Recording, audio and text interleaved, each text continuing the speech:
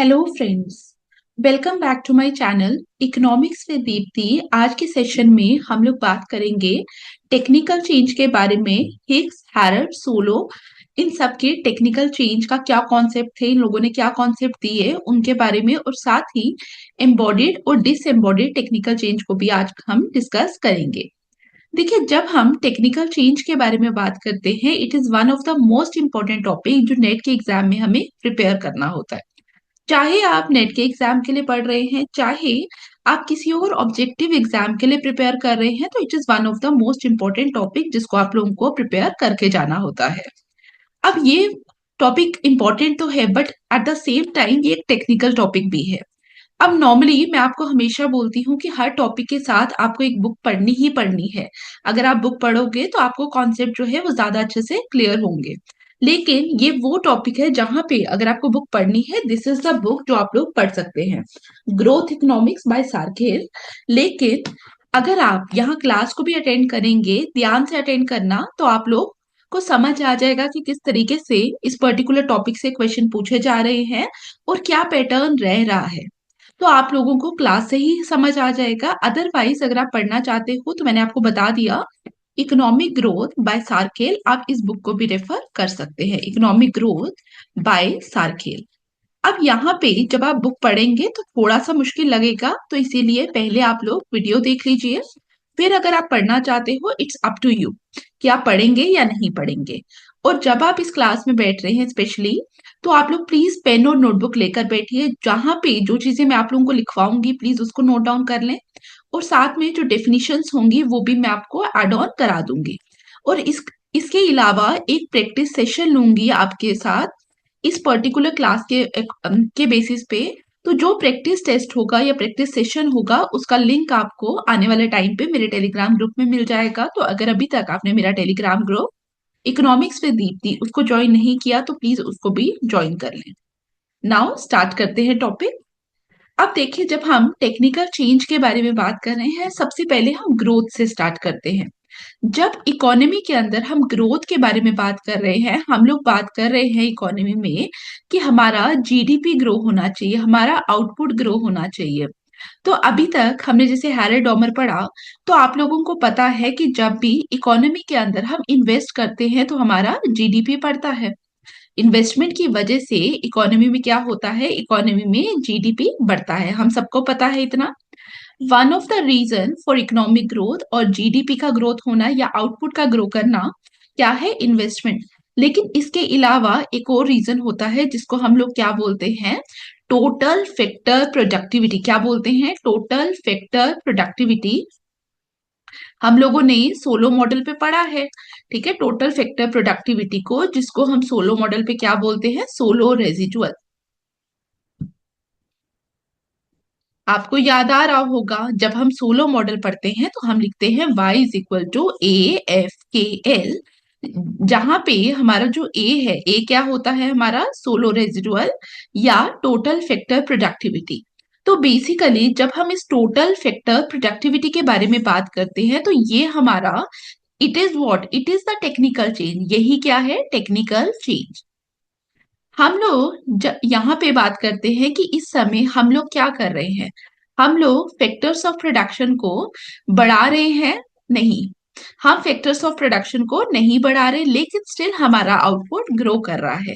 तो हमारे पास यहाँ पे दो पॉसिबिलिटीज होती हैं। नंबर वन, हम लोग बोल रहे हैं कि हम क्या कर रहे हैं, प्रोड्यूस मोर आउटपुट। हमने फैक्टर्स ऑफ प्रोडक्शन को नहीं बढ़ाया, लेकिन हम लोगों ने क्या किया, produce more output with same factors of production, या हम इसको क्या लिखेंगे, सेम रिसोर्सेज या सेम फैक्टर्स ऑफ प्रोडक्शन। दूसरी पॉसिबिलिटी में हम लोग क्या कहते हैं कि हमारा आउटपुट तो नहीं बढ़ रहा। अगर हम किसी चीज के 100 यूनिट प्रोड्यूस कर रहे हैं, now also we are producing the same 100 units of that particular product, लेकिन जो सेम अमाउंट ऑफ प्रोडक्शन हो रही है उसके लिए अब हम क्या कर रहे हैं, अब हम लेस फैक्टर्स ऑफ प्रोडक्शन को यूज कर रहे हैं। सेम अमाउंट ऑफ प्रोडक्ट, इसको बनाने के लिए हम लोग क्या कर रहे हैं, लेसर फैक्टर ऑफ प्रोडक्शन को यूज कर रहे हैं, लेस फैक्टर्स ऑफ प्रोडक्शन। जैसे अगर मैं बोलूं एक होम बेकर है, होम बेकर दिन में 50 कपकेक बनाता है। 50 कपकेक बनाने के लिए वो क्या कर रहा है, वो दो उसने एम्प्लॉयज रखे हुए हैं, लेबर दो होगी, प्लस एक अवन है उसके पास जिसको यूज करके वो क्या कर रहा है, कपकेक बना रहा है।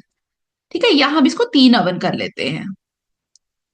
अगर अब हमने बोला फर्स्ट केस के अकॉर्डिंग, अगर हम बोले प्रोड्यूस मोर आउटपुट, अब वो लेबर भी दो ही यूज कर रहा है, कैपिटल भी 3 ही यूज कर रहा है, लेकिन वो 50 की जगह अगर 60 कपकेक बनाना स्टार्ट हो गया, तो हम लोग क्या बोल रहे हैं, हम लोग बोल रहे हैं कि उसने आउटपुट तो ज्यादा किया, लेकिन अब वो फैक्टर्स ऑफ प्रोडक्शन को चेंज नहीं कर रहा, जितना वो पहले यूज कर रहा था उतना ही यूज कर रहा है।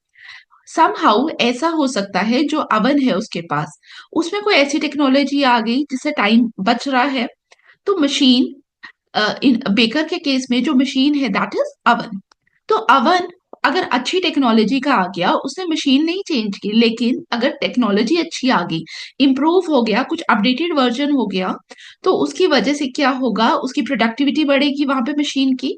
तो यहाँ पे हम लोग क्या देख रहे हैं, 60 कपकेक्स बनाने के लिए ना ही उसने अवन बढ़ाए, ना ही उसने लेबर बढ़ाए, या ऐसा भी तो हो सकता था कोई ट्रेनिंग प्रोग्राम उसने लॉन्च किया जिसमें उसके लेबर्स जो थे, उसके जो एम्प्लॉयज थे, वो स्किल हो गए, उनका उनका जो स्किल सेट था वो इम्प्रूव हो गया, तो उसकी वजह से भी वहां पे क्या होगा, अब ज्यादा जो कपकेक्स हैं वो बनेंगे उस बेकरी पे। तो फर्स्ट पॉइंट समझ आया। सेकेंड पॉइंट के बारे में बात करें, आप पहले भी वो 50 कपकेक बना रहा था, लेकिन नाउ उसने देखा कि जो मेरा लेबर है, आफ्टर दिस ट्रेनिंग प्रोग्राम मेरा लेबर जो है वो वेल इक्विप हो गया, और मेरे पास 50 कपकेक की ही डिमांड है, और मेरा एक लेबर भी जिसको मैंने ट्रेनिंग में भेजा था वो अब आके 50 कपकेक बना देता है पर डे। तो जब उसको लगा कि उसके पास 50 कपकेक की ही डिमांड है, तो वो ऐसा भी तो कर सकता था ना, 1 लेबर + 3 यूनिट्स ऑफ कैपिटल, इस तरीके से भी कर सकता था। तो यहाँ पे आपको देखने को मिला with less factors of production, now अभी भी वो क्या कर रहा है, 50 कपकेक ही बना रहा है। क्लियर। तो इनको हम दिखाते कैसे हैं, इनको दिखाने का दो तरीके होते हैं, पहला प्रोडक्शन फंक्शन के थ्रू और दूसरा आइसोक्वांट के थ्रू। प्रोडक्शन फंक्शन आप लोगों को पता है, प्रोडक्शन फंक्शन का कॉन्सेप्ट। तो प्रोडक्शन फंक्शन के लिए हम लोग क्या बोल रहे हैं, हम लोग बोल रहे हैं this is initial production function, जब without technical change production function हमारा क्या है, इस कर्व से दिख रहा है। और जब हम सोलो मॉडल के बारे में बात करते हैं, y = F K L, तो यहाँ पे हमारे पास क्या था, हमने पर हेड पर कैपिटा में कन्वर्ट किया था इसको, जहां पे y = F K1, याद आ रहा है कुछ। तो अगर हम लोग पर कैपिटा के टर्म्स में बात करें, तो एक्स एक्सिस पे we have per capita capital, और वाई एक्सिस पे हमारा आएगा per capita output, per capita output. और यहाँ पे जब हमने बोला Y1 आउटपुट प्रोड्यूस करने के लिए हमारे पास K1, K1 = K/L, हमारे पास कैपिटल पर हेड क्या है, K1 है, लेकिन समहाउ क्या हुआ, समहाउ टेक्निकल चेंज आया। जब टेक्निकल चेंज आया तो नाउ ऑल्सो हम लोग क्या कर रहे हैं, हम Y2 आउटपुट प्रोड्यूस कर रहे हैं, लेकिन by using the same amount of capital labour ratio. ठीक है, तो आप लोगों को फर्स्ट पॉइंट समझ आया। तो फर्स्ट पॉइंट को हम इस तरीके से दिखाते हैं कि प्रोड्यूस मोर आउटपुट Y2 कर रहे हैं, but with same factors of production. Now इस पॉइंट पे आइए, अब यहाँ पे देखिए हम लोगों ने क्या बोला, हम लोगों ने बोला कि हम लोग सेम अमाउंट ऑफ प्रोडक्शन कर रहे हैं, अगर पहले 50 कपकेक्स प्रोड्यूस कर रहे थे, अभी भी हम 50 कपकेक्स ही प्रोड्यूस कर रहे हैं। फर्क इतना है कि अब हम कम फैक्टर्स ऑफ प्रोडक्शन को यूज कर रहे हैं, यही फर्क है। तो हम लोग इसको दिखाते कैसे हैं, इसको थोड़ा ध्यान से समझना। Here we have the capital, here we have the labour. जब हम आइसोक्वांट ड्रॉ करते हैं तो आपको पता है सेम आइसोक्वांट में हम बोलते हैं सेम लेवल ऑफ प्रोडक्शन होता है, और अगर हमारा आइसोक्वांट बैकवर्ड शिफ्ट हो जाता था तो इसका मतलब अब हम प्रोडक्शन कम कर रहे हैं। लेकिन नॉर्मली आइसोक्वांट के टाइम क्या होता है, हम एफिशिएंसी को कांस्टेंट मानते हैं, हम वहां पे बोलते हैं कि टेक्निकल चेंज नहीं आ रहा इकोनॉमी के अंदर। तो अगर हमारा आइसो क्वांट बैकवर्ड शिफ्ट होता था तो आउटपुट फॉल करता था। लेकिन यहाँ पे हम लोग क्या करते हैं, हमारा अगर IQ1 आइसो क्वांट है, जहां पे हम 50 यूनिट, जहां मैं ब्रैकेट में लिख देती हूँ x0, अगर हम यहाँ पे 50 यूनिट्स प्रोड्यूस कर रहे हैं, ठीक है, तो अगर हम IQ1 से IQ2 पे शिफ्ट हो गए, तो now also we are producing the same 50 unit, that is x0। Bracket में मैंने क्या किया, ब्रैकेट में मैंने चेंज नहीं किया, ब्रैकेट में मैंने सेम रखा। तो इस समय जो मेरा बैकवर्ड शिफ्ट आया आइसोक्वांट पे, वो क्या बता रहा है, वो बता रहा है सेम अमाउंट ऑफ प्रोडक्शन। अब काफी लोगों को दिमाग में कंफ्यूजन भी होता है, जब हम आइसोक्वांट के बारे में बात करते हैं तो नॉर्मली हमने बैकवर्ड शिफ्ट किया तो हमारा प्रोडक्शन फॉल होना चाहिए था। लेकिन याद रखना, जब हम टेक्निकल चेंज को कंसीडर करते हैं तो एफिशिएंसी इंप्रूव होती है। एफिशिएंसी इंप्रूव होने का मतलब है नाउ हमारा जो आइसोक्वांट है वो बैकवर्ड शिफ्ट करेगा। नॉर्मली ऐसा नहीं होता है, ठीक है। अब यहाँ पे काफी जगहों पे क्या होता है, अगर हम या अगर आप क्लासेस पढ़ेंगे, मे बी कोई टीचर आपको बोले कि बैकवर्ड शिफ्ट होने पे जो प्रोडक्शन है वो कम होना चाहिए, x0 से x1 होना चाहिए। लेकिन अगर आप किसी बुक में पढ़ेंगे, किसी और रिसोर्स में पढ़ते हैं, ध्यान रखना ब्रैकेट में वो सेम रख रहा है। अगर ब्रैकेट में सेम लिख रहा है, इसका मतलब वो भी इंडिकेट कर रहा है same level of output in the economy. Clear? ठीक है, आपको टेक्निकल चेंज का कॉन्सेप्ट समझ आया। अब हम बात करेंगे ऑगमेंटेशन पे। किस पे? ऑगमेंटेशन। देखिए, यहाँ पे इकोनॉमिक्स ग्रोथ में ऑगमेंटिंग या ऑगमेंटेशन, ये बहुत इंपॉर्टेंट कॉन्सेप्ट है और इससे डायरेक्टली क्वेश्चन पूछे जाते हैं। आप लोगों को एग्जाम में क्वेश्चन देखने को मिलेगा, कैपिटल ऑगमेंटिंग टेक्निकल प्रोग्रेस क्या है, लेबर ऑगमेंटिंग टेक्निकल प्रोग्रेस क्या है, इस तरीके से आपको क्वेश्चन देखने को मिलेंगे। तो समझते हैं ऑगमेंटेशन या ऑगमेंटिंग होता क्या है। जब हम ऑगमेंटिंग के बारे में बात कर रहे हैं, इसका मतलब क्या है, हम लोग इकोनॉमी में बोल रहे हैं कि एफिशिएंसी इंक्रीज हुई। क्या इंक्रीज हुआ? एफिशिएंसी इंक्रीज हुई। जब इकोनॉमी में एफिशिएंसी इंक्रीज हो रही है तो हम क्या बोल रहे हैं? ऑगमेंटिंग। अगर आपकी टेक्निकल प्रोग्रेस इस तरीके की है कि आपका कैपिटल की एफिशिएंसी इंक्रीज हो रही है, तो उस समय हम क्या बोलेंगे?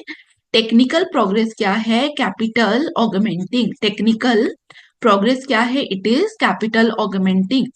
Is capital augmenting. अगर मेरा टेक्निकल प्रोग्रेस इस तरीके का है कि मेरा जो लेबर है उसकी एफिशिएंसी इंप्रूव कर रही है, अगर मेरे लेबर की एफिशिएंसी इंप्रूव कर रही है, तो उस समय याद रखना जो मेरा टेक्निकल प्रोग्रेस है वो क्या होगा? That is labour augmenting. Labour augmenting में क्या होगा? मेरी एफिशिएंसी किसकी इंक्रीज करेगी? लेबर की। अब आप लोग मुझे बताइए, अगर मैंने बोला मेरा कैपिटल जो है, कैपिटल की एफिशिएंसी इंक्रीज की, कैपिटल मेरा ज्यादा एफिशिएंट हो गया, मतलब अगर मैं कम कैपिटल भी यूज करूं मुझे ज्यादा आउटपुट मिलेगा। तो उस समय अगर आप एक एंटरप्रेन्योर हो, आपको K/L में से चूज करना है, तो आप लोग मुझे बताइए उस K/L से आप क्या चूज करेंगे? क्या के चूज करेंगे ज्यादा या एल यूज करेंगे? डेफिनेटली आप में से मेजोरिटी लोग बोलेंगे हम के यूज करेंगे, बिकॉज के अब जो मेरा है दैट इज मोर एफिशिएंट। ठीक है, इसको मैं समझाने के लिए एक एग्जांपल लेती हूँ। अगर हम लोगों ने कोई मोबाइल फोन रखा, ठीक है, मोबाइल फोन रखा, मुझे वीडियोस बनानी है, तो मैं कौन सा मोबाइल फोन रखूंगी जिसका कैमरा बेटर होगा, जहां पे अपडेट होगी ना टेक्नोलॉजी। या हाँ, या अगर हम लैपटॉप के बारे में बात करें, तो लैपटॉप में हम लोग क्या देखते हैं? अपडेटेड वर्जन्स आते हैं। अब अपडेटेड वर्जन में अगर आप लोगों को पता है जब से एआई आया है तो लैपटॉप्स में क्या हुआ? एआई का फीचर जो है वो भी आना स्टार्ट हो गया। एआई का फीचर इनबिल्ट होने का मतलब क्या है? जो हमारे लैपटॉप्स हैं वहां पे आपको देखने को मिलता है कि जो अब हमें पीपीटीज बनानी है थ्रू एआई मॉडल, हमारी जो पीपीटीज हैं वो इजिली बन जाती हैं। हमने लैपटॉप नहीं चेंज किया, बिकॉज एआई का अपडेट आया जिसकी वजह से जो पीपीटी है वो इजिली बन गई। और जिसकी वजह से हुआ क्या इकोनॉमी हमारे लैपटॉप में, पहले हम लोग दिन की मैनुअली 4 पीपीटीज बना रहे थे, लेकिन वहीं पे आज की डेट में उसी लैपटॉप को यूज करके हम इजिली 10 पावर पॉइंट प्रेजेंटेशन बना देते हैं। तो हम लोगों ने क्या किया, हमने देखा जो टेक्निकल प्रोग्रेस आया, इनोवेशन आया हमारे लैपटॉप्स के अंदर through in the form of AI, उसकी वजह से जो पावर पॉइंट्स है वो हम ज्यादा अच्छे से बना पा रहे हैं। मैं स्किल नहीं हुई, ये मेरा स्किल सेट नहीं है, ये लैपटॉप के अंदर आया। कैपिटल जो है इस स्किल सेट से, इस एआई की टेक्नोलॉजी से ज्यादा एफिशिएंट हो गया। तो बिकॉज कैपिटल ज्यादा एफिशिएंट हो गया, तो मैं क्या करूंगी, मेरे को अगर पावर पॉइंट बनाने हैं, instead of hiring a manual labour, मैं क्या करूंगी, मैं यहाँ पे कमांड पुट कर दूंगी। समझ आ रहा है? तो कैपिटल ऑगमेंटिंग में हम लोग क्या देखते हैं, कैपिटल हमारा एफिशिएंट हो गया। लेकिन अगर मैं, अगर मेरी कोई ऑर्गेनाइजेशन है, वहां पे मैंने क्या किया, अपने जो एम्प्लॉयज हैं उनके लिए क्या किया, एक ट्रेनिंग प्रोग्राम रखा। ट्रेनिंग प्रोग्राम रखने का मतलब है, मैं चाह रही हूँ थ्रू दिस ट्रेनिंग प्रोग्राम उनका स्किल सेट इंप्रूव हो, यही चाह रही हूँ। तो ट्रेनिंग प्रोग्राम से क्या होगा, स्किल सेट इंप्रूव होगा।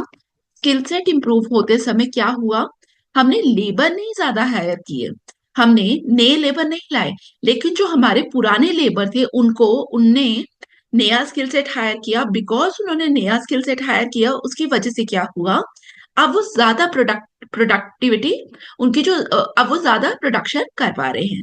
क्लियर?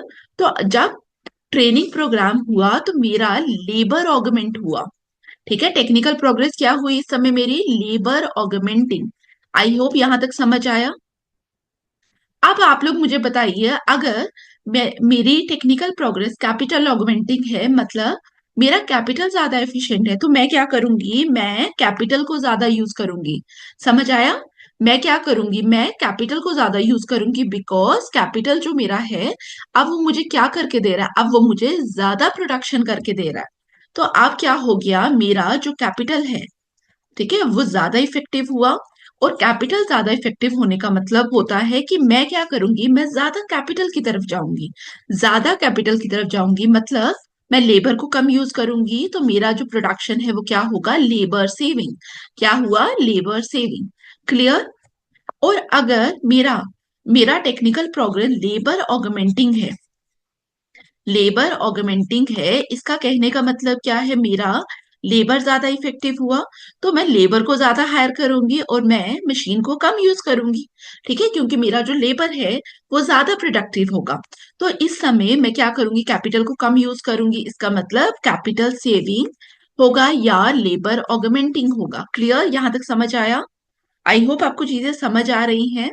तो जब हम लेबर ऑगमेंटिंग के बारे में बात करेंगे, कैपिटल ऑगमेंटिंग के बारे में बात करेंगे, तो आई होप आपको समझ आएगा।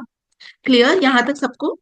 अब यहाँ पे इसको हम शो कैसे करते हैं, मैथमेटिकली इस चीज को हम कैसे लिखते हैं, y is equal to F K L.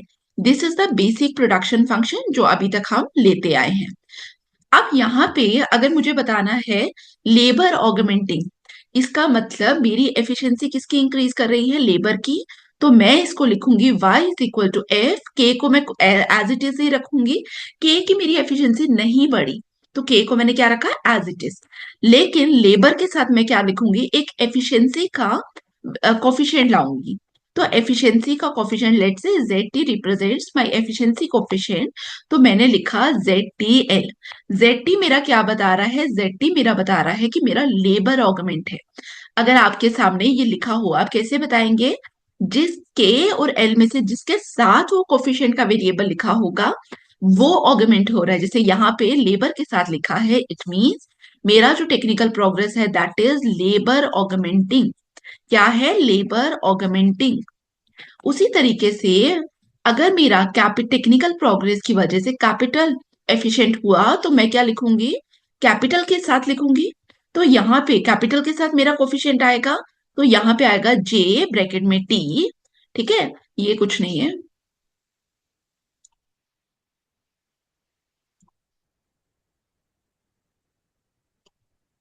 J bracket में टी के। ठीक है, विद टाइम मेरा जो कैपिटल है वो एफिशिएंट हुआ, चाहे वो अपडेट से हो रहा है, किसी भी वे से हो रहा है।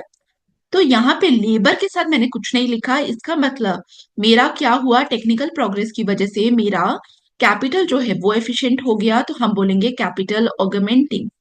इसी तरीके से हो सकता है टेक्निकल प्रोग्रेस की वजह से हमारा capital as well as labour दोनों ऑगमेंट हो जाए, दोनों एफिशिएंट हो जाए। तो उस समय हम इसको लिखते हैं, कैपिटल के साथ भी मैं कोफिशिएंट लगाऊंगी और लेबर के साथ भी कोफिशिएंट लगाऊंगी, और मैं यहाँ पे लिखूंगी both labour and capital augmenting. Clear, यहां तक समझ आया? अब ये तो मैंने आपको जनरल बताया। अब सोलो में हम लोग क्या करते थे, इन केस ऑफ सोलो हम लोग क्या करते थे, हम कॉब डुगलस डॉगलस प्रोडक्शन फंक्शन पे बात करते हैं, ठीक है। जो सोलो ने प्रोडक्शन फंक्शन लिया दैट इज कॉब डॉगलस। तो कॉब डॉगलस में जब सोलो का प्रोडक्शन फंक्शन लेते हैं तो y इज इक्वल टू ए के अल्फा एल बीटा, यही करते हैं। अब यहाँ पे अगर आप देखेंगे तो अगर हमारा ए बाहर है, ब्रैकेट के बाहर, इसका मतलब के साथ भी है और एल के साथ भी है, तो हम लोग क्या बोलेंगे, ये क्या है, it is both labour and capital augmenting, labour and capital augmenting.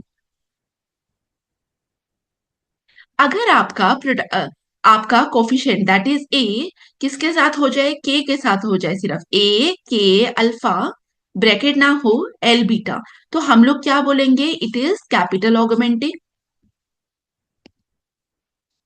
अगर ये सिर्फ लेबर के साथ हो, के अल्फा ए एल बीटा हो जाए, तो हम क्या बोलेंगे, it is labour augmenting, labour augmenting. यहां तक क्लियर हुआ? कैपिटल ऑगमेंटिंग क्या होता है, लेबर ऑगमेंटिंग क्या होता है, क्लियर। अगर मैं आपसे पूछूं कैपिटल ऑगमेंटिंग और लेबर सेविंग क्या ये सेम है, yes it is same. Labour augmenting capital saving क्या ये सेम है, yes definitely it is same. Clear, यहां तक समझ आ रहा है सबको?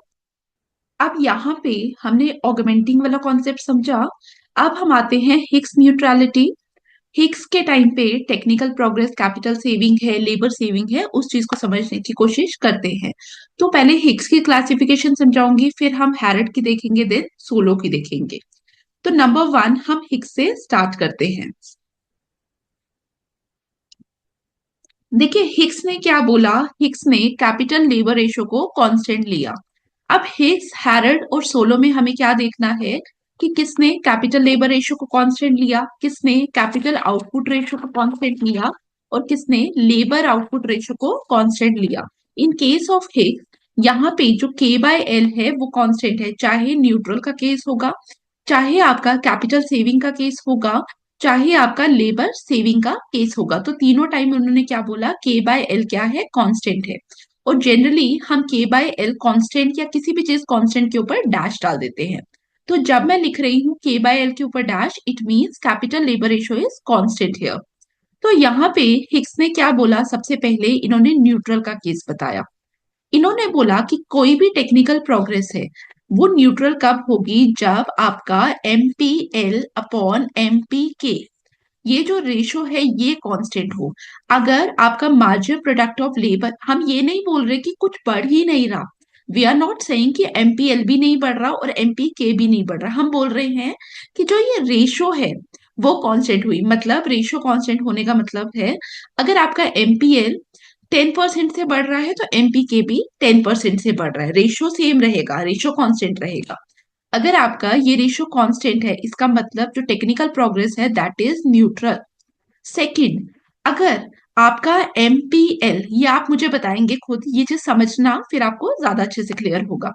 अगर मैं आपको बोलूं एमपीएल ज्यादा बढ़ रहा है एज कंपेयर टू एमपीके, बढ़ दोनों रहे हैं, लेकिन एमपीएल ज्यादा बढ़ रहा है एज कंपेयर टू एमपीके, तो आप मुझे बताइए मार्जिनल प्रोडक्टिविटी लेबर की ज्यादा बढ़ रही है एज कंपेयर टू कैपिटल, तो हमारा लेबर क्या हुआ, हमारा लेबर ज्यादा एफिशिएंट हुआ। जब मैंने बोला कि हमारा लेबर ज्यादा एफिशिएंट हुआ, इट मींस कि हम लोग क्या करेंगे, हम लोग ज्यादा लेबर को यूज करेंगे। तो इस समय आप मुझे बताइए अगर ऐसा केस होगा तो हम लोग क्या करेंगे, हम ज्यादा लेबर को यूज करेंगे, तो हमारा जो टेक्निकल प्रोसेस होगा वो क्या होगा, वो लेबर ऑगमेंटिंग होगा। वर्ड्स देखिए, लेबर ऑगमेंटिंग होगा या हमने क्या बोला, लेबर यूजिंग होगा। क्या बोला मैंने, लेबर ऑगमेंटिंग और लेबर यूजिंग। और क्या होगा, कैपिटल सेविंग, बिकॉज एफिशिएंसी या प्रोडक्टिविटी किसकी बढ़ रही है, प्रोडक्टिविटी लेबर की बढ़ रही है, ठीक है, लेबर यूजिंग। और मैंने क्या बोला, capital saving, capital saving. Clear, यहां तक समझ आया? और यहां पे भी याद रखना के बाय एल जो है, के by L is constant. Clear यहां तक? अब थर्ड पॉइंट पे बात करते हैं, लेकिन उससे पहले एक और चीज बता दूं। यहाँ पे जब न्यूमिनेटर ज्यादा बढ़ेगा तो ये पूरी रेशो जो है वो भी ओवरऑल इंक्रीज करेगी। मैंने तो इस तरीके से लिखा, मैं इसको इस तरीके से भी लिख सकती थी। अगर मैं इसको इस तरीके से लिखती तो भी गलत नहीं होता। MPL divided by MPK is rising, इसका डायरेक्टली मतलब यही होता है कि जो हमारा न्यूमिरेटर है वो ज्यादा इंक्रीज कर रहा है। वो क्या कर रहा है? वो ज्यादा इंक्रीज कर रहा है। तो ये वाला कॉन्सेप्ट ये समझ आया। थर्ड पे चलते हैं, जिसको हम लोग क्या बोलते हैं, टेक्निकल। पहले समझाती हूँ फिर बताऊंगी। अगर मैं बोलूं MPL divided by MPK is falling, ठीक है, इज फॉलिंग। अगर मैंने ये बोला, इसका मतलब क्या हुआ? मेरा जो डिनोमिनेटर है वो क्या होगा? वो ज्यादा होगा। वो ज्यादा होगा मतलब एमपीएल के कंपैरिजन पे एमपीके ज्यादा है, तभी तो ये रेशियो फॉल करेगा ना। इसका मतलब मैं ये बोल रही हूं कि productivity of my capital is more. जब मेरा कैपिटल ज्यादा एफिशिएंट है तो मैं क्या करूंगी? मैं कैपिटल को ज्यादा यूज करूंगी। तो इसका मतलब टेक्निकल प्रोग्रेस क्या होगी? कैपिटल यूजिंग, या हम इसको क्या बोलते हैं, कैपिटल ऑगमेंटिंग। Capital augmenting. अगर हम कैपिटल को ज्यादा यूज कर रहे हैं, इसका मतलब लेबर को हम कम यूज कर रहे हैं, तो और labour saving, labour saving. Clear, यहां तक समझ आया सबको? क्लियर, यहां तक सबको समझ आया? ये था हिक्स का। अब हम हैरड के बारे में बात करेंगे, ठीक है। और ये वाली जो पीडीएफ होगी पूरी, जितना भी मैंने व्हाइट बोर्ड पे आपके साथ शेयर किया, ये सारी पीडीएफ मैं आपके साथ टेलीग्राम ग्रुप पे शेयर कर दूंगी, तो आप उसके बाद सेव कर लेना। अब हम बात कर रहे हैं हैरड की। देखिए यहाँ पे हैरड और हिक्स में फर्क क्या है? जब हम हैरड के बारे में बात कर रहे हैं, हिक्स ने क्या किया? के बाय एल को कांस्टेंट किया। हिक्स ने क्या किया? के बाय एल को कांस्टेंट किया। लेकिन इन केस ऑफ हैरड, के बाय वाई जो है आपका, दैट इज कांस्टेंट। के बाय वाई क्या होगा? कांस्टेंट होगा। नंबर वन, हम बात करेंगे न्यूट्रल की। तो न्यूट्रल में ये क्या करते हैं? रेट ऑफ प्रॉफिट को बोलते हैं। अगर हैरल्ड बोलते हैं, अगर टेक्निकल प्रोग्रेस की वजह से आपका रेट ऑफ प्रॉफिट जो है वो अनचेंज रहे, रेट ऑफ प्रॉफिट अगर आपका है अनचेंज रहे, तो आपका जो टेक्निकल प्रोग्रेस होगा वो क्या होगा? वो न्यूट्रल होगा। टेक्निकल प्रोग्रेस कैसा होगा? न्यूट्रल होगा। अब यहाँ पे जब हैरल्ड बात करते हैं, तो यहाँ पे वो परफेक्ट कंपटीशन पे बात करते हैं, परफेक्ट कंपटीशन पे। और याद रखना, in case of perfect competition, जो आपका रेट ऑफ प्रॉफिट है, rate of profit it is equal to the marginal product of capital. तो चाहे मैं बोलूं रेट ऑफ प्रॉफिट अनचेंज है, चाहे मैं बोलूं मार्जिनल प्रोडक्ट ऑफ कैपिटल जो है वो कांस्टेंट है, तो अब हम क्या बोल रहे हैं कि जो हमारी टेक्निकल प्रोग्रेस है वो क्या है? It is neutral. क्या है? न्यूट्रल है। नंबर सेकेंड, अगर मैं बोल रही हूं रेट ऑफ प्रॉफिट की जगह मैं क्या बोल सकती हूँ? Marginal product of capital. Marginal product of capital fall करेगा, या रेट ऑफ प्रॉफिट फॉल करेगा, या रेट ऑफ प्रॉफिट फॉल किया। अगर मैं बोलूं मेरा कैपिटल का मार्जिनल प्रोडक्ट, कैपिटल का प्रोडक्टिविटी फॉल कर रही है, इसका मतलब आप मुझे बताइए, मेरे को कैपिटल को ज्यादा यूज करना चाहिए या लेबर को ज्यादा यूज करना चाहिए? मुझे क्या करना चाहिए? मुझे लेबर को ज्यादा यूज करना चाहिए, बिकॉज मेरा मार्जिनल प्रोडक्ट ऑफ कैपिटल जो है वो फॉल कर रहा है। ठीक है, तो मैं क्या करूंगी यहाँ पे? मैं लेबर को ज्यादा यूज करूंगी। इसका मतलब मेरा टेक्निकल प्रोग्रेस क्या होगा? लेबर ऑगमेंटिंग, या हम लोग इसको क्या बोलते हैं? इट इज लेबर यूजिंग, या एक और टर्म ऐड करिए, लेबर इंटेंसिव। लेबर इंटेंसिव, या हम लोगों ने क्या बोला? कैपिटल को कम यूज करेंगे, capital saving, capital saving. Clear? और यहाँ पे हम लोग क्या बोल रहे हैं? के बाय वाई कांस्टेंट रहेगा। और थर्ड जगह पे हम लोग क्या बोलेंगे? अगर आपका एमपी के राइज करे या रेट ऑफ प्रॉफिट राइज करे, या क्या करे? रेट ऑफ प्रॉफिट राइज करे, रेट ऑफ प्रॉफिट राइज करे, तो इस समय आप मुझे बताइए क्या होगा? जब आपका प्रोडक्टिविटी ऑफ कैपिटल ज्यादा है, इंक्रीज कर रहा है, तो हम लोग क्या बोलेंगे, हम लोग बोलेंगे कि जो टेक्निकल प्रोग्रेस है वहां वो क्या होगा, that is capital augmenting. Capital augmenting बोल सकते हैं आप इसको कैपिटल यूजिंग बोल सकते हैं, कैपिटल यूजिंग बोल सकते हैं, आप इसको लेबर सेविंग बोल सकते हैं, कैपिटल इंटेंसिव भी बोल सकते हैं। क्या बोल सकते हैं, कैपिटल इंटेंसिव। क्लियर। तो ये हमारा किसका हो गया, हैरेड का। अब हमारा लास्ट वन बचा है, दैट इज सोलो। उसके बाद हम पढ़ेंगे एम्बॉडीड और डिसएम्बॉडीड ग्रुप। सोलो, सोलो ने क्या किया, सोलो ने जैसे हैरेड ने क्या किया था, कैपिटल आउटपुट रेशियो कांस्टेंट किया। अब इन्होंने हैरेड का उल्टा किया। हैरेड का उल्टा करने का मतलब लेबर आउटपुट कांस्टेंट किया। हैरेड ने क्या किया था, अगर आप यहाँ पे देखें, हैरेड ने बोला कि मार्जिनल प्रोडक्ट ऑफ कैपिटल जो है वो अनचेंज रहा, ठीक है। अब सोलो बोलते हैं कि मार्जिनल प्रोडक्ट ऑफ लेबर जो है, मार्जिनल प्रोडक्ट ऑफ लेबर वो अगर कांस्टेंट होगा, एमपीएल कांस्टेंट होगा, इसका मतलब आपका जो टेक्निकल प्रोग्रेस है दैट इज न्यूट्रल। अगर एमपीएल फॉल करेगा, या एमपीएल नेगेटिव भी बोलते हैं हम इसको, तो इसका मतलब एमपीएल फॉल कर रहा है। तो अगर प्रोडक्टिविटी फॉल कर रही है लेबर की, तो हम लेबर को तो ज्यादा यूज नहीं करेंगे, इसका मतलब तो हमारा टेक्निकल प्रोग्रेस क्या होगा, लेबर सेविंग होगा, या कैपिटल यूजिंग होगा, या कैपिटल ऑगमेंटिव होगा। ठीक है, टर्मिनोलॉजी तो अब आपको क्लियर होनी चाहिए। और लाइकवाइज अगर मेरा मार्जिनल प्रोडक्ट ऑफ लेबर जो है वो राइज करे, अगर मेरा एमपीएल राइज करेगा, तो अब आप मुझे बताइए यहाँ पे क्या आएगा। तो ये था हमारा हिग्स हैरड और सोलो का neutrality, labour saving, labour capital saving. Clear, यहां तक सबको समझ आया। अब एम्बॉडीड और डिसएम्बॉडीड टेक्निकल प्रोग्रेस को स्टार्ट करने से पहले एक पॉइंट आप लोग नोट करिए, जिसमें से काफी सारे क्वेश्चंस पूछे गए हैं पुराने पेपर्स में। देखिए, जब हम हिग्स के बारे में बात करते हैं, हिग्स न्यूट्रल टेक्निकल प्रोग्रेस के बारे में बात करते हैं, तो हम यहाँ पे बोलते हैं कि जब हम हिग्स न्यूट्रल के बारे में बात कर रहे हैं, तो it is both labour and capital augmentive. ठीक है, तो यहाँ पे याद रखना इसको, न्यूट्रल वाले स्टांस को। जब आप हिग्स न्यूट्रल के बारे में बात कर रहे हो, आप क्या बोलेंगे, आप सिंपली बोलेंगे it is both capital and labour augmentive. Both capital and labour augmentive plus labour augmentive, ये लिख लेना, इसमें से डायरेक्ट ऑब्जेक्टिव आ रहा है।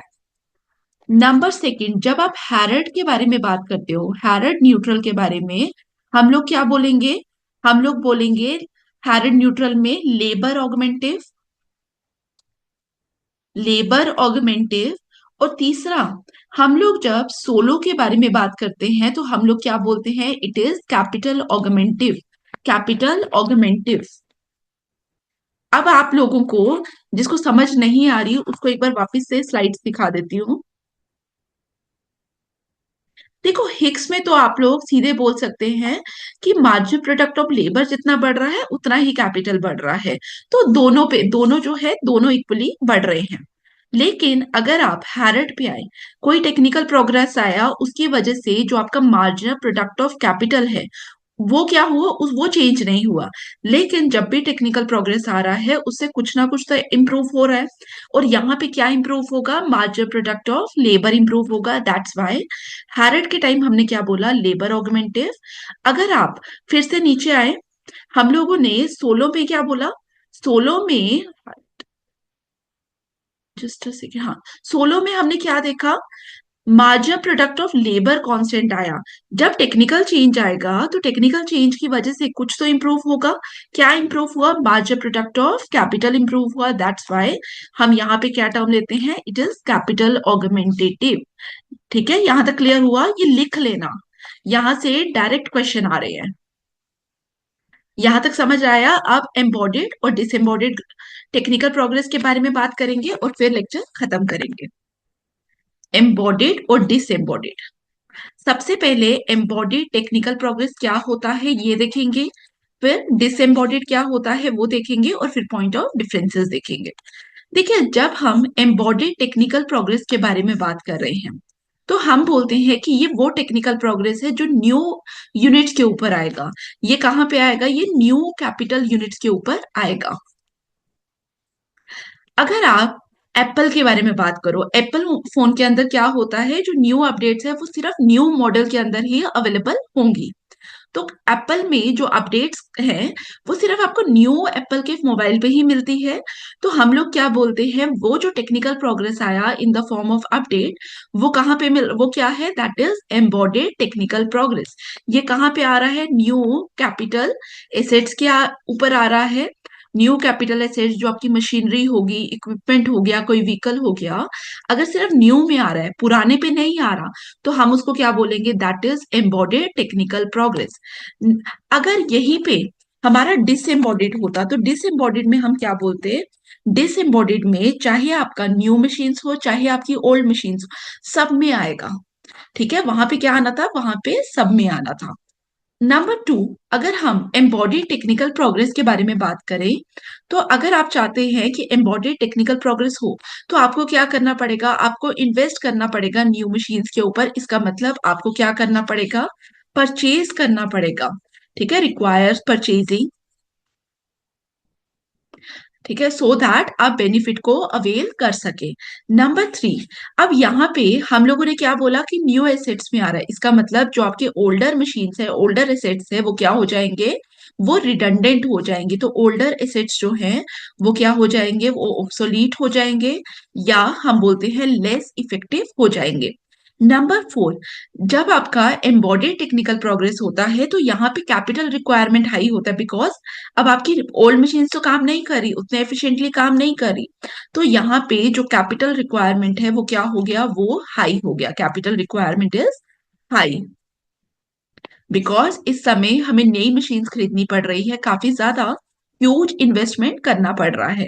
नंबर फाइव, अगर हम बात करें एग्जाम्पल की, तो यहाँ पे क्या हो गया, जैसे मैंने आपको एप्पल फोन के बारे में बात की, तो आप इस तरीके की एग्जाम्पल्स लिख सकते हैं, एप्पल फोन।